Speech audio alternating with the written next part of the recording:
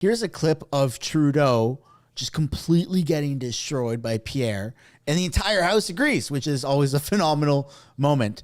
Now, we're going to be watching it in a bit of a weird way. This is actually the commentary that I do for my second channel where I stream every question period called House of Canada. So you're going to see me like dead center of the clip at the very bottom. I'm green screened in. It's kind of like Inception-y, but it's okay. You'll understand once we switch over.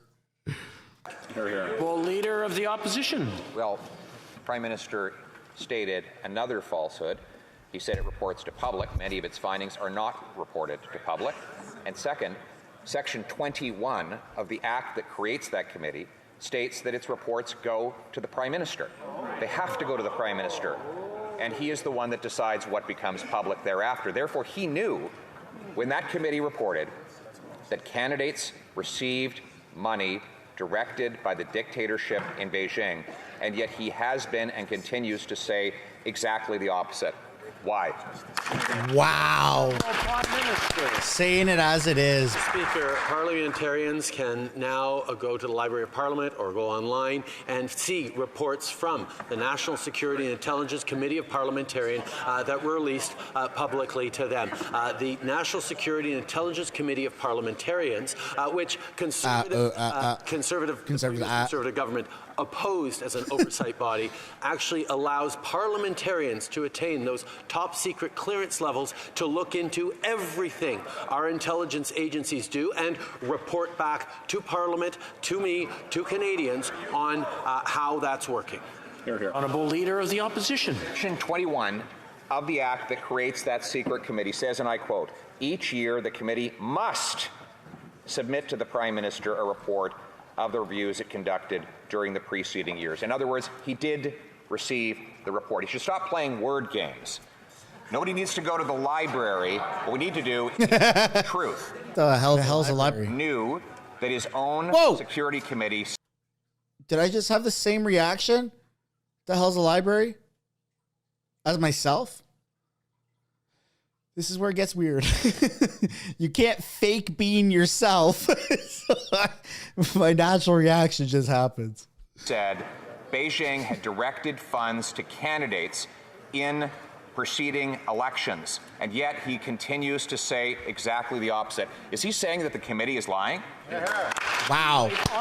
He can't get out of that one, man. That's no siree. I'm happy to clear up the confusion around what the committee reports. Yes, the committee reports to me and to the government, but it also reports to parliamentarians and shares those reports. So this is the way many committees function in our government, and will continue to. In regards to the issue of whether federal candidates received money from China, as I've stated many times, we have no information on that. Leader of the Opposition. We all agree the Prime Minister has seen the report. Well, this is what Global News says of the report. Global News has learned of an earlier high-level warning about clandestine funding of China's preferred candidates that came from a bipartisan panel of parliamentarians 2 months before the 2019 election. China gave money to its preferred candidates. The Prime Minister admits that the committee reported to him on this fact. Why does he continue to state the diametric opposite of the truth in his answers in this House of Commons? The Right Honourable Prime Minister. He's not holding anything back today. Speaker, No, sir. we all understand how important it is that Canadians can have both confidence in our government's ability to counter foreign interference and confidence in the transparency and openness with which that happens. And that's why, Mr. Speaker, beyond the partisan to and fro that we necessarily see in this House, it is important to create an independent, unimpeachable special rapporteur who is going to be able to oversee the entire landscape around. He'll be special, all right. To make sure that the committees are doing their work, that the various bodies keep Canada safe. Yes. I'm sure that this rapporteur won't have a bias, just like the Emergencies Act inquiry. Justice Minister Paul Rouleau didn't have a bias. This is the first time we've ever heard of a rapporteur. Trudeau's the one being investigated, and he's the one who's appointing a person to investigate. Great job, past tense sunshine. Seems like our points align very much the same.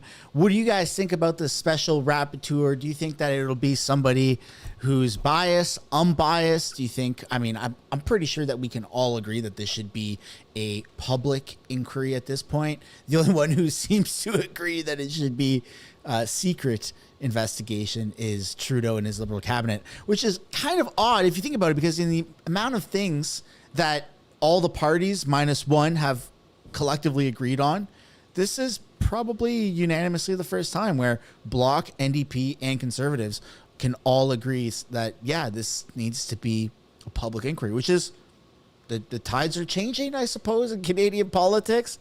Anyways, we won't know until we see more of it. Thanks for watching. Don't forget to like and subscribe. If you like the House of Commons commentary, without me reviewing the House of Commons commentary of me doing the House of Commons commentary, you can go watch my second channel called House of Canada. The link for that is in the description. There won't be Inception. It's just me green screened in. I live stream House of Commons every day of the week that it happens. Minus Fridays, a little too early, plus B team. Anyways, you know the spiel. Thanks for watching. I'll see you in the next one. Thank you so much for watching this video to the very end. If you'd like to support the channel, you can do so by subscribing right there. It's absolutely free. If you'd like to watch another video, you can do so by clicking or tapping right there.